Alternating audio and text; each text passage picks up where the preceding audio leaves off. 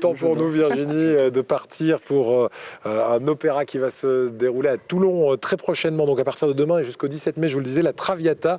Morgane Lasdit-Pesson a rencontré le chanteur, l'un des chanteurs en tout cas de cet opéra.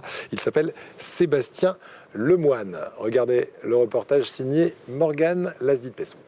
Bonsoir à tous. Alors il y a quelques semaines, nous avons eu l'occasion de rencontrer Sébastien Lemoine à l'Opéra de Toulon. C'était pour l'Opéra de Quat'Sous et cette fois-ci, il y revient toujours à l'Opéra de Toulon les 13, 15 et 17 mai, mais dans une œuvre majeure, dans l'œuvre la plus jouée de Verdi, dans le rôle du baron Doufol, si je ne dis pas de bêtises, c'est la Traviata. Alors Sébastien Lemoine, beaucoup d'entre vous le connaissent grâce en grande partie à sa participation au Stentor. Il y est resté pendant 5 ans. Il a choisi de quitter ce quatuor l'an passé, en 2015, pour se consacrer au répertoire majeur, comme la Traviata bien entendu, mais également pour se consacrer à la préparation, à l'élaboration de son propre spectacle, un spectacle qui s'inspire de son cheminement, de son parcours, donc de pilote, jusqu'à celui de baryton. Ça s'appelle Des airs du temps. Et puis, vous devriez surveiller un petit peu tout ça parce que je pense que dans quelques temps, il devrait arriver avec un album solo. Voilà, en tout cas pour l'instant, c'est les 13, 15 et 17 mai à l'Opéra de Toulon. Bonjour, c'est Sébastien Lemoine sur Azur TV en direct de l'Opéra de Toulon où je reviendrai les 15, 17 et 13 mai pour la Traviata, dans le désordre.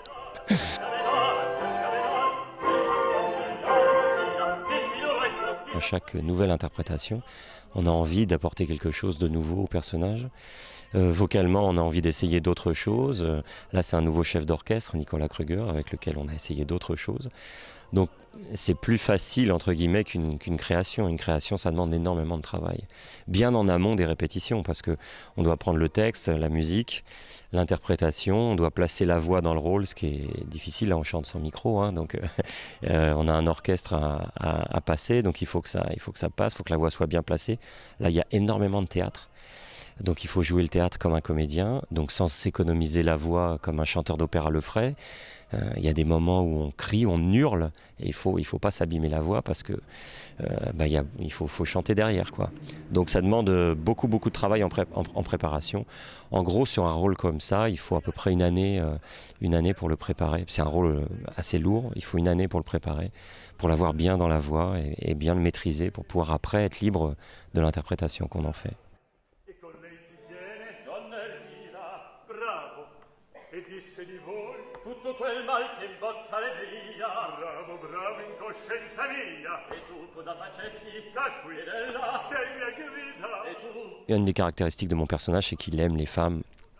Il en a beaucoup dans l'œuvre et donc faut pas que mon côté romantique ne ressorte, il faut vraiment que ce soit quelqu'un qui possède la femme comme un objet et donc faut vraiment que le personnage...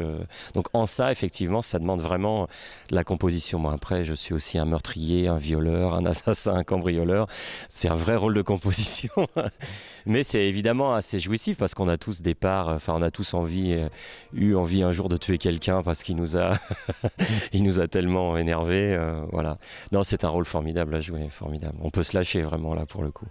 En fait, être artiste, c'est ça, c'est aller au fond des sentiments. Mais quel qu'il soit, là c'est la violence, mais ça peut être aussi l'amour, etc. Dans la vie, dans la société, on fait attention quand même à ce qu'on fait. Il y a des codes, il y a des règles, on ne peut pas tout faire. Tandis qu'en tant qu'artiste, on peut tout faire. Et c'est ça qui est fascinant. Là, dans le rôle de cet homme absolument immonde, d'une violence inouïe, d'une cruauté, d'une inhumanité totale. Et puis sinon, d'autres personnages, ou dans l'amour, ou dans la drôlerie, faire des trucs absolument... Voilà, c'est ça qui est génial dans ce métier-là. Oui. Et rendez-vous donc du 13 au 17 mai pour la Traviata, cet opéra joué donc à Toulon à partir de demain. Merci à Morgane Lasdit-Pesson du magazine Le Mensuel.